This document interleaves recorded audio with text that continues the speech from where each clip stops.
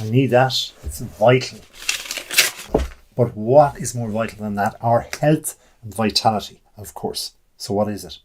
Defined by the WHO, the World Health Organization, as the composite of all the physical and mental capacities that an individual can draw on at any point in time. Intrinsic capacity within us, that is, vitality, is concept to help us have a healthy aging, to glow into the future. One way of doing this is by maintaining a healthy diet. Having the ability to open your mouth and eat a balanced meal, and not just one meal, but several meals, and all meals throughout your week and every week and months and year ahead, allows us to include a variety of fruits, vegetables, whole grains, lean proteins, and healthy fats in your diet. But our dietary intake is not only that, because we have to avoid things too, or at least limit them. We go into the average shopping mall, the average shopping centre or big store, and what we see is colours, packages everywhere. If we can avoid anything in packages, we're doing pretty darn well. I mentioned fruits and vegetables there. These things generally don't have packages, and so they're going to be better. They come from the ground. So minimizing the consumption of processed foods, things that are put together chemically by human beings and not naturally, things like sugary snacks and high fat meals, we're going to allow ourselves to have more energy immediately. Why? Because we're not processing it again, this unnatural foodstuffs within our digestive tract. And so we are able to be more flexible, to be stronger, to have more energy and vitality in the moment, to be able to exercise, to be able to go through our day, to be able to sleep earlier, better, deeper, and faster, and rise with energy as well. Staying hydrated, drinking plenty of water too, thoroughly throughout the day.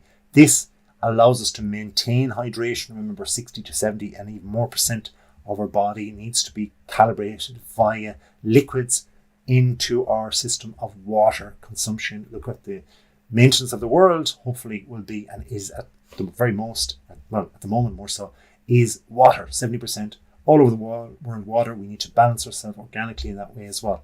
Then we have the beauty of exercise. A lot of people come to a certain age, like my age, middle age, and they go, I'm too old. That's it. I can't do it. It's up here. We need to bring it down here into our body. Aerobic exercise, right? If we can incorporate this aerobic activity, such as simple things, simple movement over two legs via walking, or even upping it a little bit through to jogging, then swimming, and that's essentially what walking and jogging is in a horizontal fashion, isn't it? Just with water all around us. Cycling, the same movements, just more perpendicular, or on a bike, and just popping these into your routine. You're hugely incorporating a brilliant cardiovascular health routine daily. Now, we don't necessarily have to go out on our bike for 1 hour or run for 1 hour. If we can integrate 5 minutes walk to our bus stop in the morning, 5 minutes back, that's 10 minutes. If we can do 20 minutes or 10 minutes at lunch break, or bring our bike to work or something like that, all these 5 and 10 minutes add up, and suddenly we have an hour done per day, and we feel much better too. Strength training is another one. This allows our body and especially our bone density to be, well, not only revolutionized, but maintained at the very basic level, because per annum, as we age over a certain age, like 40, we're losing 1% of our bone density in general. Now that's scary, because if we allow 10 years pass, that's why we can see older people, often they fall in their 70s and 80s, and suddenly they break a hip or a knee or something like that, and that immobilizes them, and then they can go from a very virile older person to a person who's struggling to maintain this vitality as we come out of the hospital only weeks later. So it's really important that our bone density is kept in check.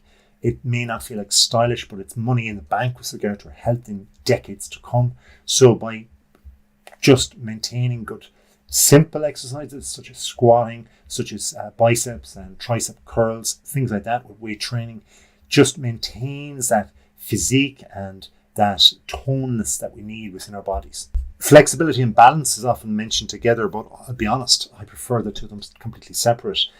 They have such huge importance for our vitality and for our day-to-day lives and working lives too. Now, when we're younger, a lot of this kind of is closer to childhood. So we're often used to skipping when we're children. And so we build up this repertoire of ability to balance, and flexibility is there because we're not as inactive as we have decades later. So we have to break it down, the flexibility and the balance. You can do things like yoga, you can do Tai Chi, you can have balance, simple things such as standing on one foot for 10 seconds, 20 seconds, building it up to a minute every day, and then moving around the upper body and challenging that balance. Simple things that can be done at a desk, standing up at or in front of a desk, in front of a television. And whilst we sit down at night time, we can do simple flexibility and balance things as well. Ideally in the morning, that's when our brain is more receptive, and so therefore it's going to code deeper into the brain for decades to come. It's all routine, it's habits like brushing your teeth. Let's get going with it. Now, you might think that doing all these things, all these exercises take a lot of time. Yeah, fair enough. And so you're thinking, well, maybe that will take time off the other parts of my day, but not the pleasurable parts like watching TV, watching and reading, going and socializing. Fair enough.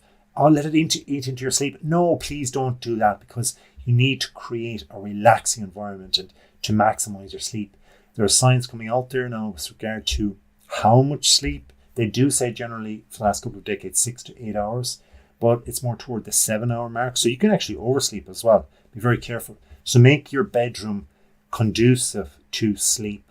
Keep it dark, quiet and cool. And even when you visit your bedroom throughout the day, have that feeling of, oh, I think I'd like to lie down here. It feels a very relaxing space.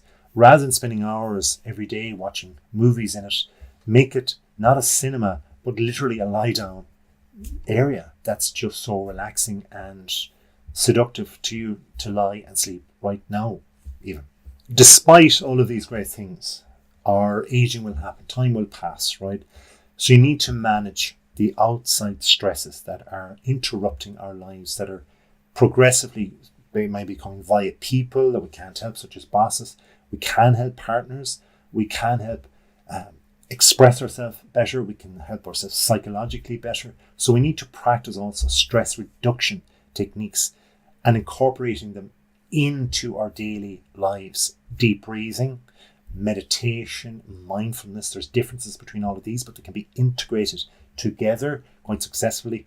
If you can get one technique, believe it or not, over time, 365 or 6 days per year, multiplied by 10, you're talking about thousands of days of stress released every day. And so that's going to add up and make you have more vitality into the future too.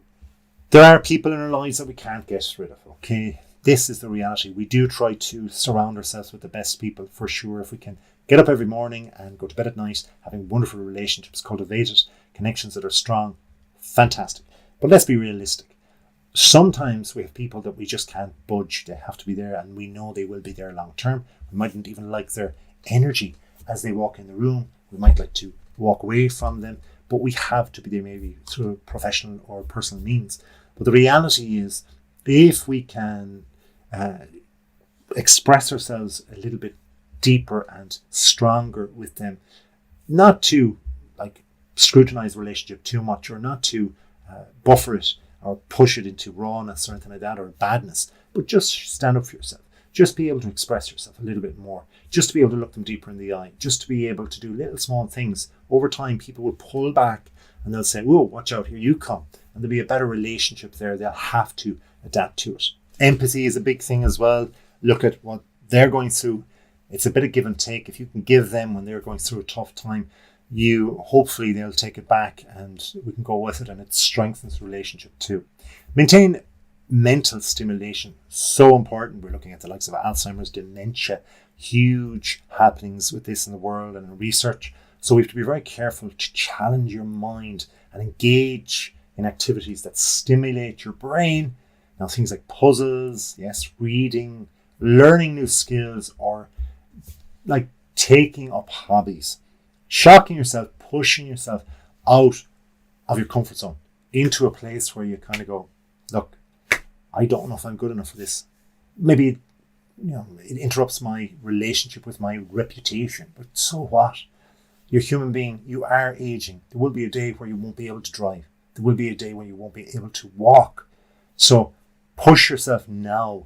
Get that push muscle up there where you can actually allow yourself to grow. Be positive. It's often underrated and it's often just frowned upon. But if you're positive about the simple things, gratitude, if you're in a time where you have to wait, like a bus stop, or you're at a religious ceremony and you're kind of bored or whatever, you can kind of look around and just notice the things that are on the walls, not just the paintings and the screens, but look at the corners, the edges, and look at the positivity that somebody had the capacity to take their time for those aesthetics to appear in such a way, and be grateful for that there are people on the planet like this, and then start thinking about people in a different way. Have optimism. Know that there's people out there for you. You mightn't find them all of a sudden, but as you age, you'll find more friends. Know that the future's bright and open. Laugh. Have the fun. In Ireland, we call it the crack. Just be able to be open to new beginnings. Know that things will get better. All you have to do is continue with all of these things together, and you're going to have a greater, more energetic, open future for yourself. On the other hand, limit negative habits. We all have them. There's vices out there for us all. But if we can limit them and set that routine of positivity, set that routine of health, connected, preemptive, proactive approach, and have physical exams and checkups as you need them, schedule them and be open to them, and know if you're preparing well, then they're going to be good results. Why wouldn't they be? Be very in tune with yourself and know that there's me if you want to connect. There's others out there that are aging. In fact, we all are. So why not age gleefully in a nice way with vitality in the future to do all these things? And you will certainly. If you've enjoyed this video too, please do hit that subscribe button. If not, well, you'll come back and watch it again, I'm sure, because there's so many tips in this that will keep you bright and bubbly into the future. So thanks for watching, and please do have a wonderful day.